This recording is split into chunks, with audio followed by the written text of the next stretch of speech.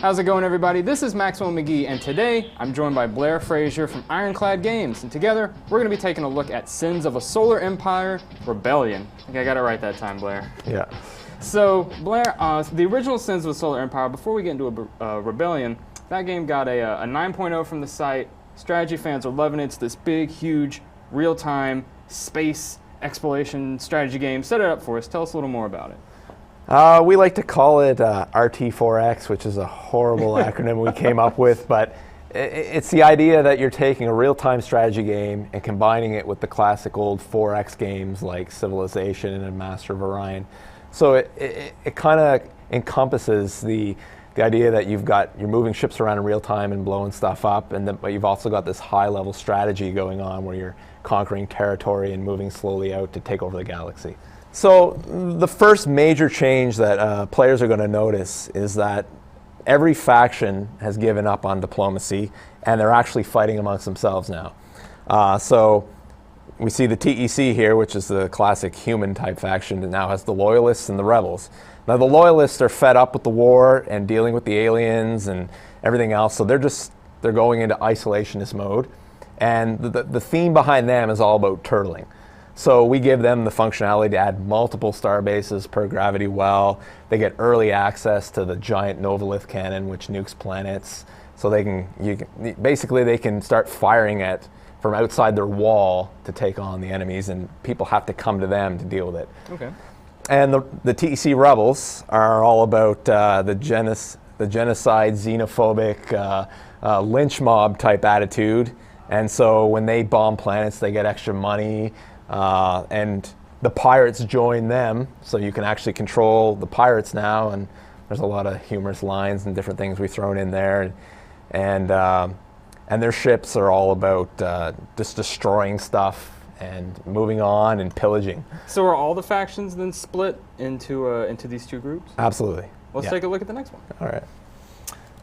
So under the Advent, players from the original game remember that they were expelled by the tech, and now they're back with a vengeance, and they're trying to basically wipe out the tech and or assimilate everyone.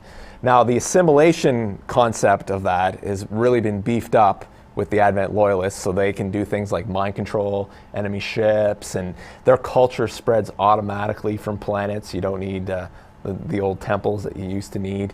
And their Titan has the ability to basically mind control an entire planet as one of his superpowers.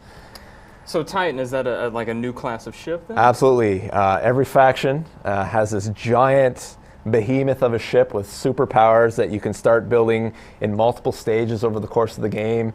And if your enemies allow you to get it all the way to its highest level, it's basically an unstoppable wrecking machine. Just a giant death machine cruising through space. Yeah, that's why we warn players. They'll get an announcement saying that a player has started building one of these things, and it's quite an investment to get one.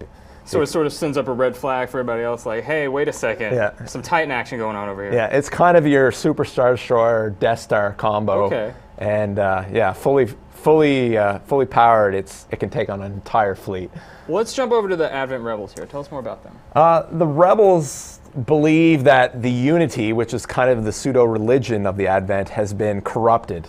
And their main theme is about purification and renewal. So they can do things like sacrifice and kill things and then bring it back in a pure form. So it's kind of our sci-fi twist on an undead type theme that you would see in like a fantasy type game.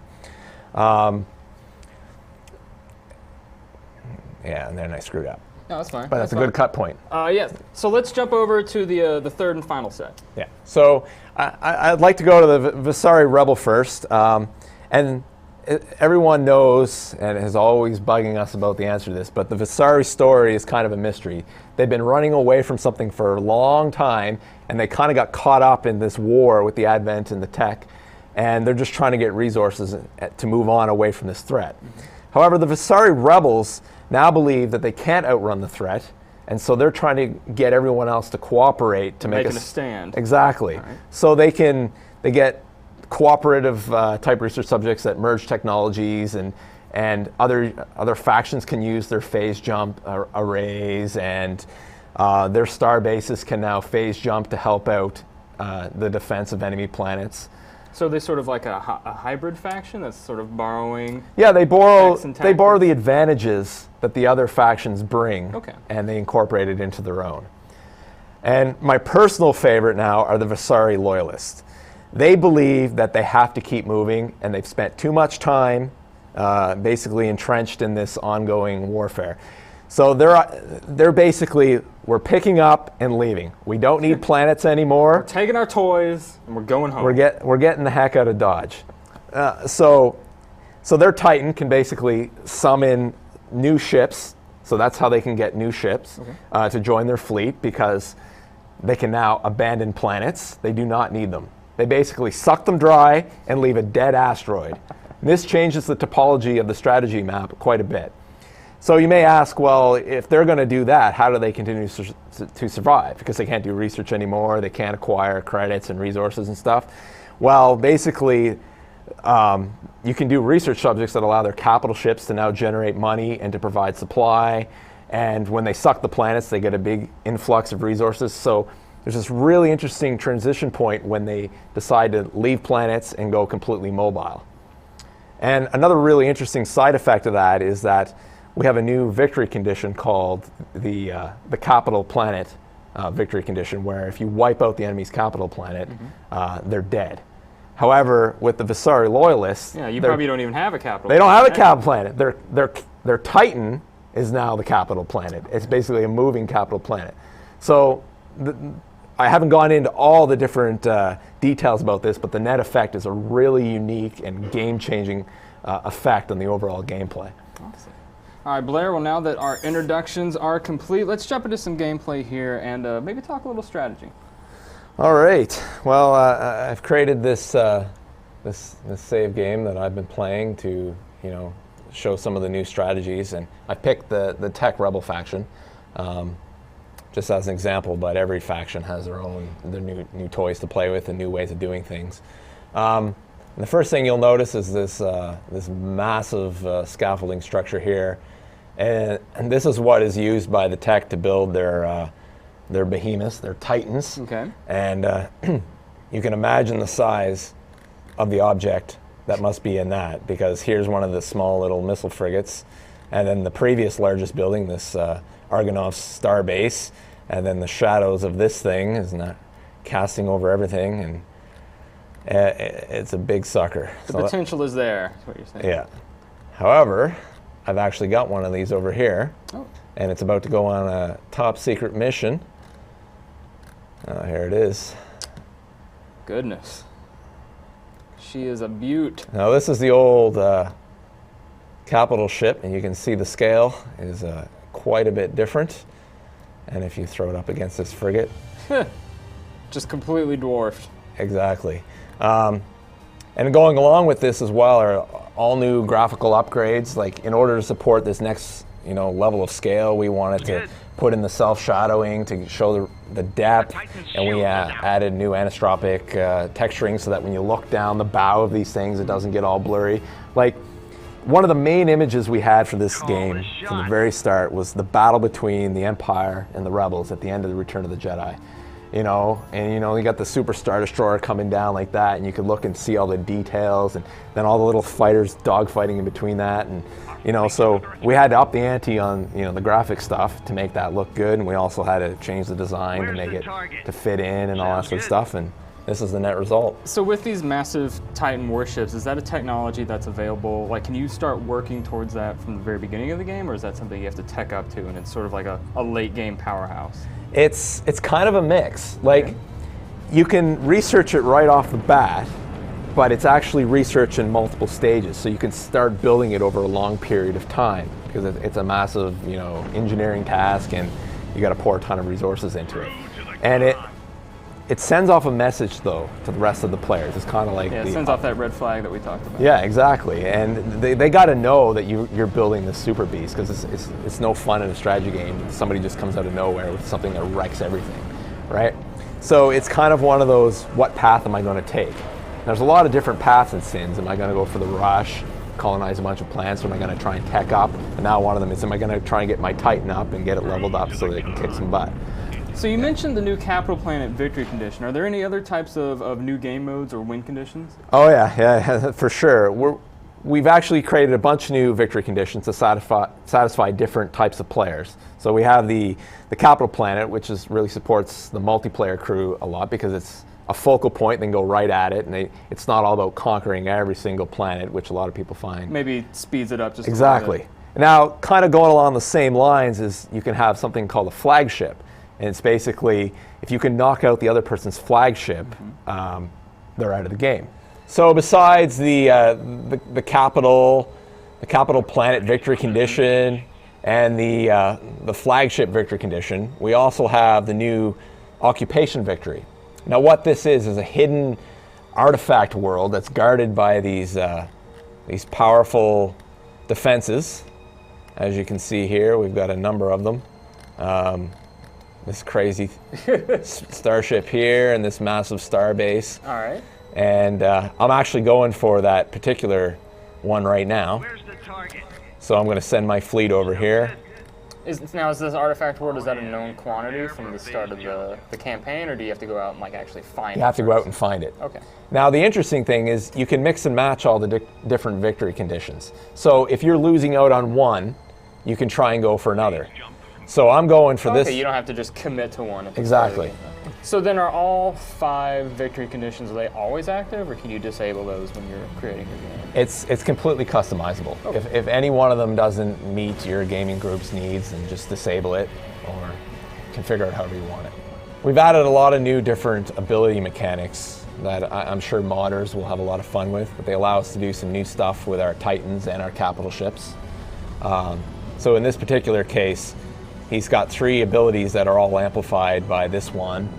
Now playing the TEC Loyalist Titan, which is basically a tank, and it can take on anything in the gravity well and help defend the entire fleet within that area. So if I activate this, Furious Defense greatly increases his ability to repair and dish out damage. And then I can disable all the abilities of enemy ships in the area. And then I can cast this to defend all my other ships in the gravity well. And then just send him in alone to mop up. Just basically clean house. Exactly. So in addition to the massive Titan ships, are there any new, are any of the other factions getting new units, new ships? Oh yeah, every faction's getting new capital ships. Okay. And there's a whole new class of ships called corvettes. And they're basically these in between a fighter and a frigate, and they move around in a more fluid fashion to help a bit more nimble. Exactly, and they make the battlefield feel more dynamic. And unfortunately, we're still trying to work out the exact combat role that's going in there. We're hoping the beta testers can help us decide which of the 2 options right now is the most effective. And they're not in this build. And this is one of the new capital ships for the TEC faction. It's basically the idea that there's a bunch of troops on the ship that are sent via these pods to board enemy ships to try and capture them or scuttle them to cause area of effect damage in there, or they can try and get the components from it to heal the ship. So what have been some of the most requested changes or tweaks or additions to Sons of the Solar Empire? Well, we covered the further faction differentiation. We got the massive Titans, which kicks some serious butt. We got new capital ships and the new corvettes to give some dynamicness to the battles.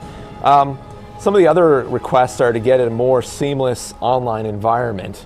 So there's a lot of Steam integration that gives voice chat and your friends list, and all your achievements have been moved over, and we're working on some other elements that I can't commit to, but should make that whole process much more fluid and seamless. Well, as the battle's wrapping up here, is there anything else you'd like to add about Rebellion? I could talk probably for the next hour about a lot of nifty little things we're putting in there, like over 60 minutes of new music. We're redoing all sorts of sound effects, lots of new textures redone, higher detail, new shader effects.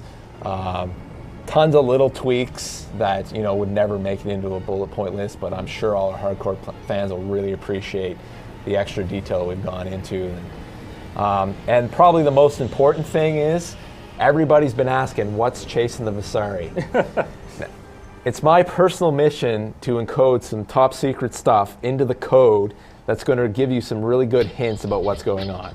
Now, so you're going to have to do a little digging in order to figure it out, though. And I know the modders are really smart, and they always go through all our data files to try and reverse engineer and find out what everything is.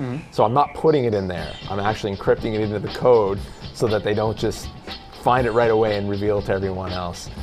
So that's my own little special Easter egg that I challenge them to try and track down. Well, can you tell us, when can we expect to get our hands on Sins of a Solar Empire Rebellion? Well, we go into beta early March, and at this stage, I would say it's already pretty darn fun, but we're not committing. It's done. We're not committing to a release date. It's done when it's done. All right. Well, thank you so much for joining us. Game looks like a lot of fun. Thank you very much.